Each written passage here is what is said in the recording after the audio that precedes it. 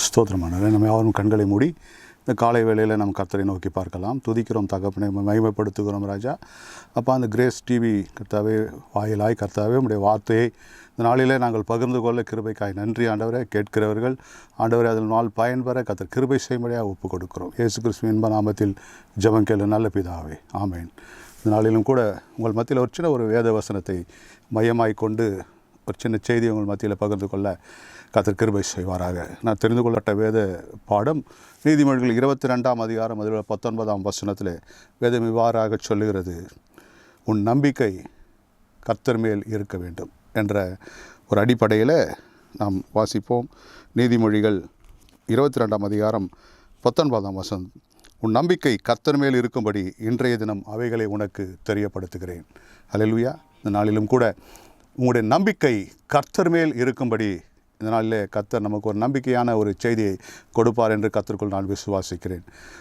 இன்று நம்முடைய நம்பிக்கை எப்படி இருக்கிறது என்று சொன்னால், கணவனுடைய நம்பிக்கை தன்னுடைய மனைவி மேல் இருக்கிறது, மனைவியினுடைய நம்பிக்கையானது தன்னுடைய கணவன் மேல் இருக்கிறது, பெற்றோர்களுடைய நம்பிக்கை தன்னுடைய பிள்ளைகள் மேல் இருக்கிறது. பிள்ளைகள் படித்து பின்னாட்களில் உதவுவார்கள் என்று சொல்லி பிள்ளைகள் மேல் நம்பிக்கை வைக்கிறார்கள். இன்னும் சிலர் அரசியல்வாதிகள் மேல் நம்பிக்கை வைக்கிறார்கள். அல்லவென்று சொன்னால் யாராவது எனக்கு வேலை வாங்கி தருவார்கள் என்று சொல்லி பணத்தை கொடுத்து அவர்கள் மேல் நம்பிக்கை வைக்கிறதை பார்க்கிறோம்.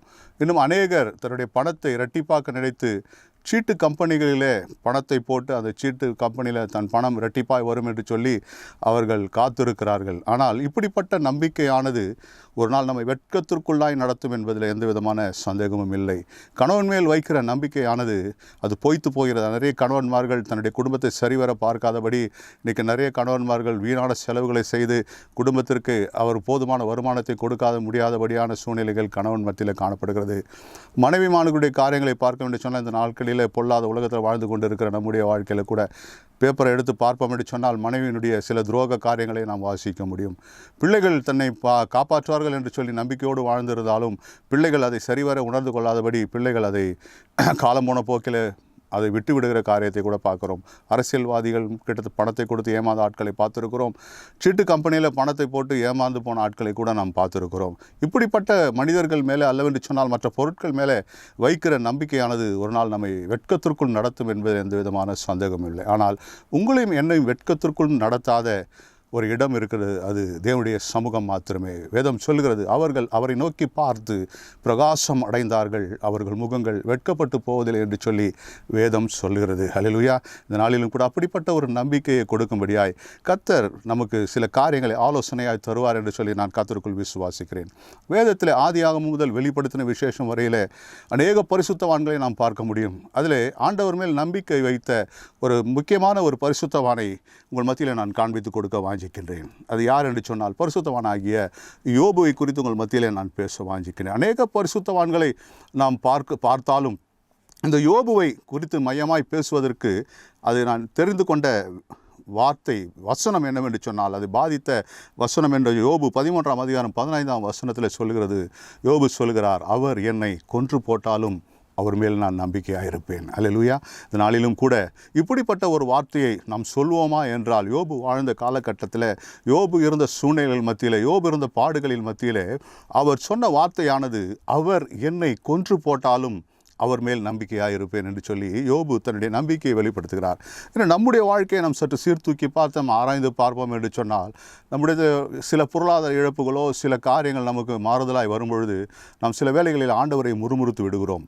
ஆனால் இந்த யோபுடைய வாழ்க்கையில் நடந்த சம்பவத்தை சொல்லுவோம் என்று சொன்னால், அந்த இடத்துல நீங்களும் நானும் இருப்போம் என்றால், உண்மையாகவே அப்படிப்பட்ட ஒரு வார்த்தையை நீங்களும் நானும் சொல்லுவோமா என்றால் சற்று கேள்விக்குறியாக தான் காணப்படுகிறது. ஏனென்று சொன்னால் இந்த யோபுவை வேதம் நமக்கு அறிமுகப்படுத்துகிறது. என்னவென்று சொன்னால், வேதம் யோபு 1ஆம் அதிகாரம் 1ஆம் வசனத்தில், உத்தேசத்தில் வாழ்ந்த உத்தமன் சன்மார்க்கன் தேவனுக்கு பயந்து பொல்லாப்புக்கு விலகுறவனுமாகிய அவனைப் போல இல்லை என்று சொல்லி தேவனே சாட்சி கொடுக்கிற அளவிற்கான ஒரு உன்னத வாழ்க்கை, உத்தமமான வாழ்க்கையை வாழ்ந்த யோபு ஆண்டவருடைய பிள்ளைகள் கர்த்தருக்கு பயப்படுகிற சிறியோரையும் பெரியோரையும் கர்த்தர் ஆசீர்வதிப்பார் என்று சொல்லி நாம் வேதத்தில் வாசிக்கிறோம். அப்படித்தான் தேவனுக்கு பயந்து உன்னத ஒரு வாழ்க்கையை வாழ்ந்த யோபுடைய வாழ்க்கையில் கர்த்தர் ஒரு ஆசீர்வாதத்தை கொடுத்திருந்தார். அடுத்த வசனத்தில் சொல்லுகிறது, யோபுக்கு 7000 ஆடுகள், 3000 ஒட்டகங்கள், 500 ஏர்மாடுகள், 500 கழுதைகள், கிழக்கத்தி புத்திரரிலே மிகவும் செல்வ சீமானாய் அவர் காணப்பட்டார் என்று சொல்லி வேதம் நமக்கு காண்பிக்கிறது. எப்படி அவருடைய செல்வ சீமான் அவருடைய செல்வத்தை குறித்து சொல்லுகிறது என்று சொன்னால், யோபு தன்னுடைய பாதத்தை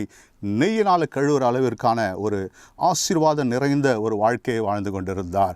இப்படிப்பட்ட ஒரு ஐஸ்வர்யவானுடைய வாழ்க்கையில் நடந்த சம்பவம் எப்படி என்று சொன்னால், அவர் அந்த இடத்துல வாழ்ந்து நல்ல ஒரு செல்வ சீமானாய் வாழ்ந்தார்.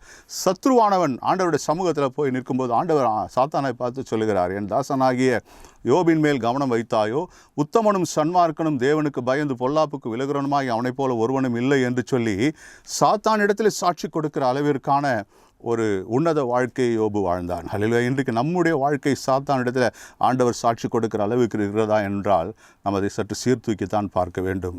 ஆனால் சாத்தான் என்ன சொல்கிறான்னா, நீ விருதாவாக அவங்கள அவன் வணங்குறான், நீங்கள் அவனுக்கு உண்டான எல்லாவற்றையும் ஆசீர்வதிச்சு வச்சுருக்கீங்க, எல்லாவற்றுக்கும் மேலாய் அவனுக்கு உண்டான எல்லாவற்றையும் நீ சுற்றி வேலி அடைச்சி வைத்திருக்கிறீங்கன்னு சொல்லி சாத்தான் சொல்கிறார். இன்றைக்கு நம்முடைய வாழ்க்கையில் தேவனுக்கு பயப்படுகிற நம்முடைய வாழ்க்கையை கர்த்தர் ஆசீர்வதிப்பது மாத்திரமல்ல, அவர் நம்மை சுற்றி கர்த்தர் வேலி அடைத்து பாதுகாக்கிற தேவனாக இருக்கிறார். இன்றைக்கி அந்த அடைக்கப்பட்ட வேலியானது ஒருவேளை நம் கண்களுக்கு தெரியாமல் இருக்கலாம், ஆனால் சத்ருவானவனுக்கு அது தெரியும், அடைத்த கர்த்தருக்கு அது தெரியும். இன்றைக்கி நம்முடைய பிள்ளைகளை, தேவனுடைய பிள்ளைகளை கர்த்தர் ஆசீர்வதிக்கிறவர் மாத்திரமல்ல, அந்த ஆசீர்வாதத்தை சத்ருவானவன் தொட்டு அந்த ஆசீர்வாதத்தை எடுத்து போடாதபடி யோபுக்கு உண்டான எல்லாவற்றையும் வேலி அடைத்து பாதுகாத்ததா சொல்கிறான். அப்போ சத்தான் சொல்கிறான், அந்த வேலியை எடுங்க, நான் போயிட்டு யோபுவை நான் அவனை டிஸ்டர்ப் பண்ணும்போது அவன் முகத்துக்கு நேராக அவங்கள தூஷிக்கிறானா இல்லையா பாருங்கள் அப்படின்னு சொல்லி சேலஞ்ச் பண்ணுறான்.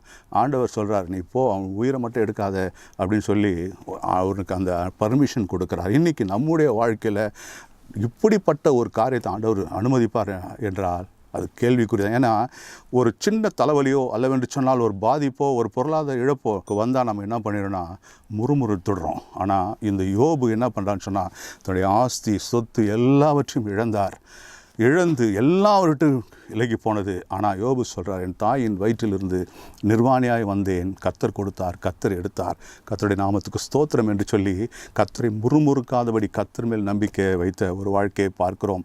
ஒரு திருமணமான மனிதனுக்கு அவனுக்கு ஆறுதல் எல்லாம் இழந்து போன போது ஒரு ஆறுதல் யார் என்று சொன்னால் அவருடைய மனைவி. இன்றைக்கி நிறைய கணவன்மார்கள் சில வேளைகளில் இப்படிப்பட்ட ஒரு பாதிப்புக்குள் வரும்பொழுது மனைவி சொல்லுவாங்க, பரவாயில்லைங்க, நம்ம சம்பாதிச்சிக்கலாம், நம்ம சேர்த்துக்கலாம், பரவாயில்லைங்க அப்படின்னு சொல்லி சொல்லும் பொழுது அந்த கணவனுக்கு அது ஒரு ஆறுதலாய் காணப்படும். ஆனால் இந்த யோபு வாழ்க்கையில் அது கூட அவருக்கு கிடைக்கல.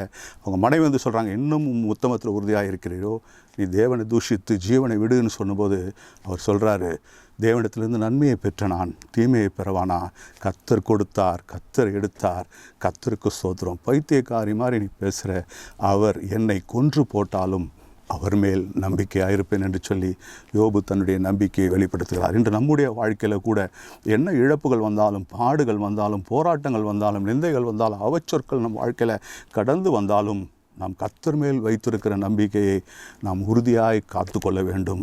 ஒருவேளை யோபு அந்த இடத்துல முறுமுறுத்திருந்தார்னா அவருடைய வாழ்க்கை பின்னால் இரட்டிப்பான ஒரு ஆசீர்வாதத்துக்குள் வந்திருக்காது. ஆனால் கர்த்தர் யோபு முறுமுறுக்காது இருந்த நிமித்தம் கர்த்தர் யோபுக்கு பின்னாட்களில் இரட்டிப்பான ஆசீர்வாதத்தை கொடுத்தார். கர்த்தரும் யோபு மேல் நம்பிக்கை வைத்தார், யோபுவும் கர்த்தர் மேல் நம்பிக்கை வைத்தார். இதில் வெட்கப்பட்டு போனது யாருன்னு சொன்னால் சாத்தான். இன்று நம்முடைய வாழ்க்கையில் கர்த்தருடைய நாமம் மகிமைப்படணும், சத்ரு வெட்கப்பட்டு போகணும்.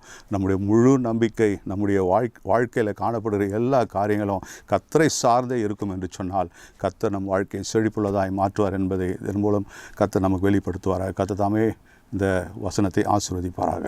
ஆமென்.